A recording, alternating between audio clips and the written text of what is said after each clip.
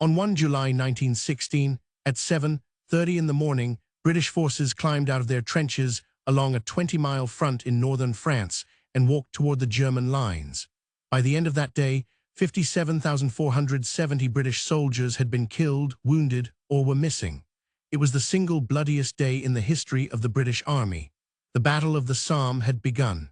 The Somme was not a spontaneous decision. It was the product of months of planning, political pressure, and strategic calculation.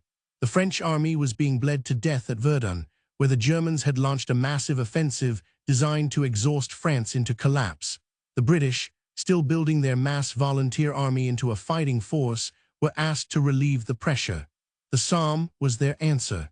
General Sir Douglas Haig commanded the British Expeditionary Force. He was a methodical, unsentimental officer who believed in the importance of preparation.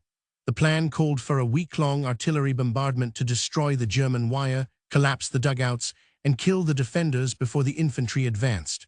On paper, it was logical. In practice, it failed almost completely. The bombardment began on 24 June. For 7 days, over 1.5 million shells fell on the German positions. The noise was audible in southern England. Commanders assured the troops that nothing could survive it. The men were told they would be walking across to occupy positions the Germans had already abandoned. Many believed them. What the planners had not accounted for was the depth of the German dugouts. Cut into the chalk as deep as 12 meters, they were bomb-proof. When the guns stopped at 7:28 on the morning of 1 July, German soldiers emerged from their shelters, set up their machine guns on the parapet, and waited. 2 minutes later, the British infantry went over the top. The killing was systematic. German machine guns fired into the advancing lines with a methodical efficiency that left survivors stunned into disbelief. Units that had trained together for months were destroyed in minutes. The Accrington Pals lost 584 men in under an hour. The Newfoundland Regiment, attacking at Beaumont Hamel, was virtually annihilated.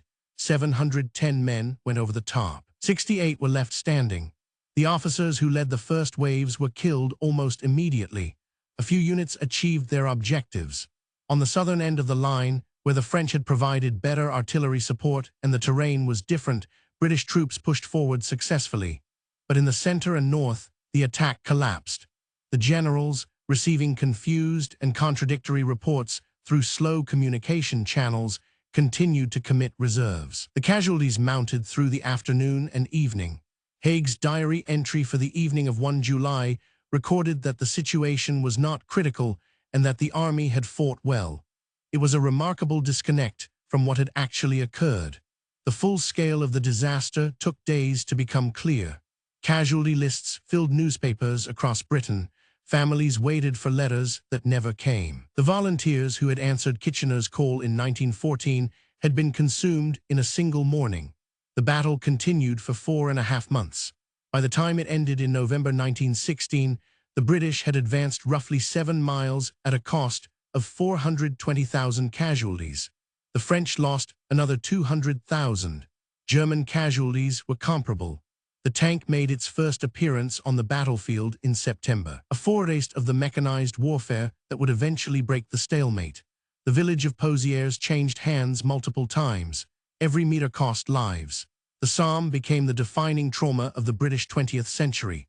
The generation of volunteers who died there had represented something particular: educated men who believed in a cause, who had answered a call to serve, who had gone willingly. Their destruction called into question everything that had sent them there. The poetry of Wilfred Owen and Siegfried Sassoon, both veterans of the Western Front, expressed a disillusionment that reshaped how Western culture thought about war. The Battle of the Somme raises questions that have never been satisfactorily resolved. Could better planning have avoided the disaster of 1 July? Was the overall campaign a strategic success in that it relieved pressure on France at a critical moment? Did it contribute to Germany's eventual exhaustion? Historians continue to argue. What is not in dispute is the scale of the human cost, or the shadow it cast over a generation and the century that followed.